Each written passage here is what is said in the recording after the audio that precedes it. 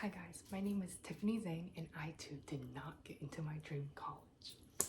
So I am currently filming this at 3 a.m. and I have to clock in for my 12-hour shift today in about 6 hours and I haven't slept yet. So let's see where this video goes. I am a current junior studying marketing and entrepreneurship at UMass Boston, and let me just tell you, this was my last choice. Starting off with my application process, when I was a senior in high school, I only applied to 5 colleges, which I would recommend applying for more, but I would say at the time I was in the hospital because I just had a major surgery done. So I had a really hard time applying and I had to do it on my own. So I applied to BU, Northeastern, Fordham, NYU, and Arizona State University.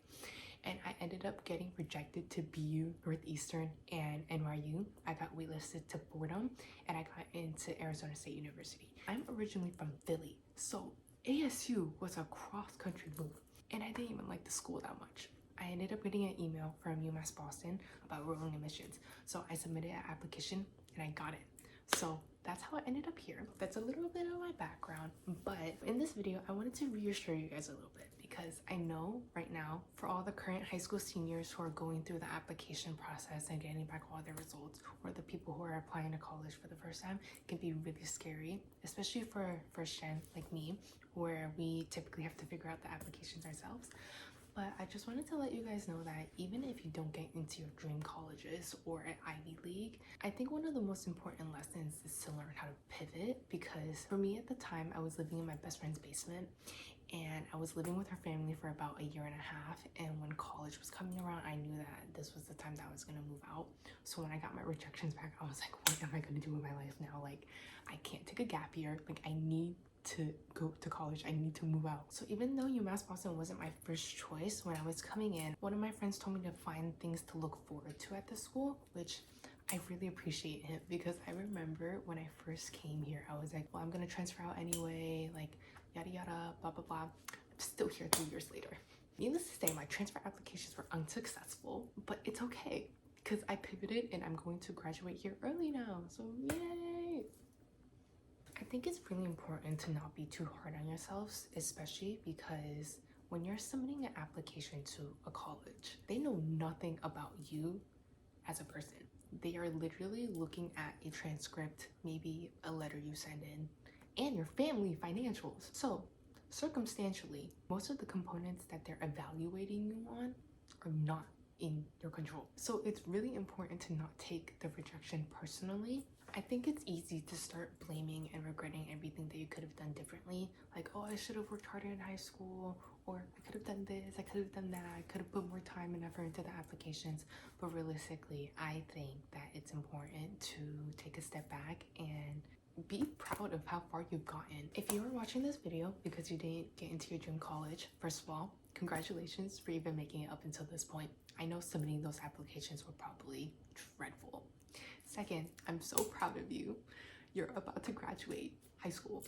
And third of all, it's okay that you didn't get into your dream college. Take the time to grieve and be sad about it. I definitely cried when I got some of my rejections back, but it's okay. After your period of grieving is over, I think you should take a step back and reevaluate your choices. If you had a bunch of safety colleges, now is the time to evaluate which one would be best for you. Make sure to look at student life, campus, university support, financials, and choose which one's best for you. I just want to reassure you guys and tell you that you'll figure it out along the way. I remember my first 2 years here were really hard because my first year I was just trying to get through and I was like, I'll do the transfer process. And then I remember getting the rejections for the second time and I was like, oh my gosh, I'm stuck here. But rather than having that I'm stuck here mentality when I was coming into my junior year, knowing that I was going to stay here until I get my degree, I started getting involved in student body life more. I joined a bunch of clubs, met a bunch of people, started hanging out on campus more, and it's not bad. Whatever choice you guys choose, you'll always find a community as long as you're open to it.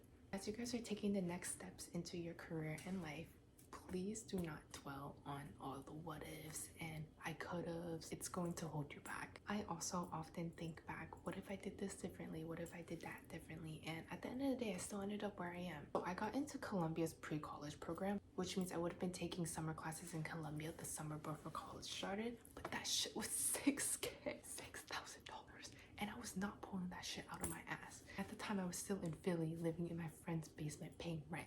And the program was in New York, so I was not gonna be able to afford it. And I often think back like, oh, if I actually went, maybe I would have had a better chance going into a better college or transferring into a different school. But girl, I could not afford it. So circumstantially, I gotta let it go.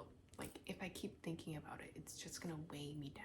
Anyways, I don't know if this video was helpful at all. I just don't want you guys to feel alone during this process, because trust, there are hundreds and thousands of people in the same scenario right now. You're gonna be okay and everything will work out. And it's okay to be scared of the uncertainties, but just remember, the uncertainties can be just as good as they can be bad.